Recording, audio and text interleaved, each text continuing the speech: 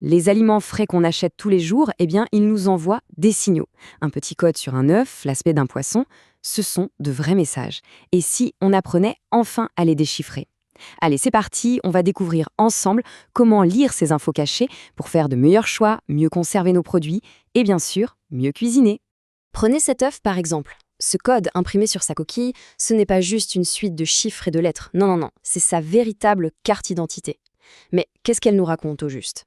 Tout commence bien avant d'être au fourneau. Ça se passe d'abord au supermarché. Savoir décoder les étiquettes, c'est vraiment la toute première étape pour maîtriser ce qui va se retrouver dans notre assiette. Alors revenons à ce code sur l'œuf. Le tout premier chiffre est absolument essentiel. Il nous dit tout sur le mode d'élevage. Le 0, c'est pour le bio. Le 1 pour le plein air. Le 2, c'est pour les poules élevées au sol, en hangar. Et le 3 pour l'élevage en cage. Un seul petit chiffre qui en dit tellement long sur la vie de la poule et donc potentiellement sur la qualité de l'œuf. Et il n'y a pas que la coquille qui parle. La boîte aussi a ses secrets. Elle nous renseigne sur le calibre. Et ce qui est intéressant, c'est que ça correspond à un poids, pas juste à une taille. Un œuf S pèse moins de 53 grammes, alors qu'un XL fait plus de 73 grammes. C'est un détail qui peut faire toute la différence pour certaines recettes. On passe maintenant aux produits de la mer.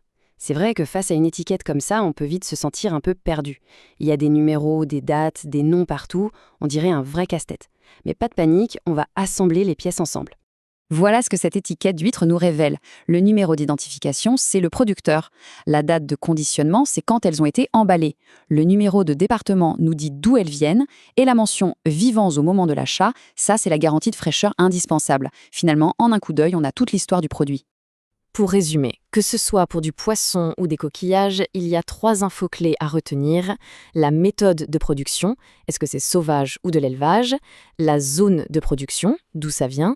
Et sa dénomination commerciale, pour savoir exactement de quelle espèce il s'agit. Et voilà un exemple parfait pour illustrer tout ça. Sur cette étiquette de saumon, on lit « élevé en Norvège ». On a direct les 2 premières informations, la méthode « élevé » et la zone « Norvège ». La dénomination commerciale « Salmo-Salar » est aussi précisée. D'un coup, l'étiquette devient beaucoup plus facile à lire, pas vrai? Bon, maintenant que les courses sont faites, une nouvelle mission nous attend à la maison. Comment on fait pour évaluer et surtout pour préserver la fraîcheur de tout ça? Pour le poisson, nos sens sont nos meilleurs alliés. Un poisson frais, ça se voit. On cherche un œil vif, bien brillant, une peau luisante, un corps rigible et ferme. Ce sont des signes de fraîcheur qui ne trompent absolument pas.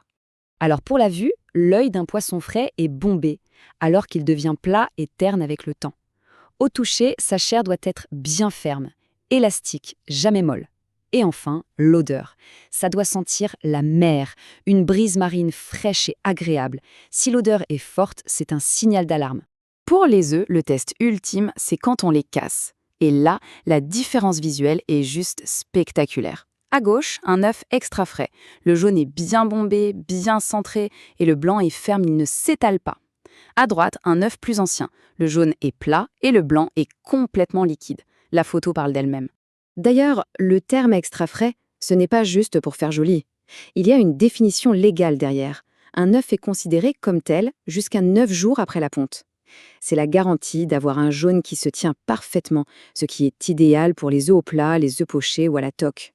Une fois à la maison, bien conserver ses produits, c'est la clé pour garder la fraîcheur. Pour le poisson, c'est entre 0 et 2 degrés et il faut le consommer dans les 48 heures. Les coquillages vivants, eux, se gardent dans leur emballage d'origine, 3 à 5 jours. Et on n'oublie pas que les légumes ont aussi leur propre zone de confort, généralement entre 6 et 8 degrés dans le bac du frigo. On arrive à la dernière étape, la cuisine. Et on va voir que penser comme un chef, c'est-à-dire en classifiant les aliments, ça peut complètement changer notre façon de les préparer. Les chefs, ils ne voient pas les légumes comme tout le monde. Ils les classent en grandes familles, selon la partie de la plante qu'on mange. On a les bulbes, comme l'oignon, les feuilles, comme la laitue, les racines, comme le radis, les tubercules, comme la pomme de terre, et même les inflorescences, comme le chou-fleur.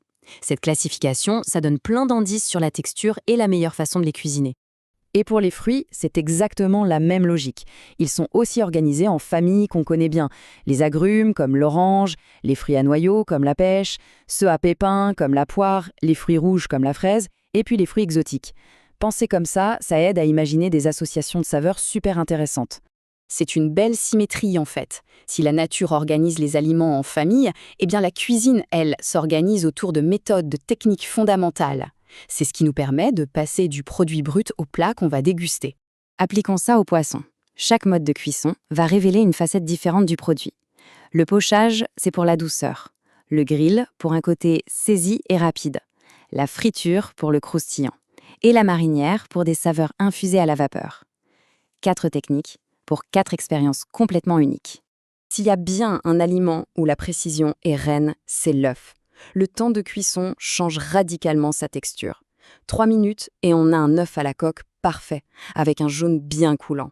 6 minutes, il devient mollet. Et à 10 minutes, on obtient un œuf dur. La maîtrise du temps, c'est vraiment la clé de l'œuf parfait. Voilà, on a décodé ensemble quelques-uns des secrets de nos aliments. Savoir lire une étiquette, évaluer la fraîcheur, comprendre les classifications, ce sont des outils incroyables pour reprendre le contrôle en cuisine.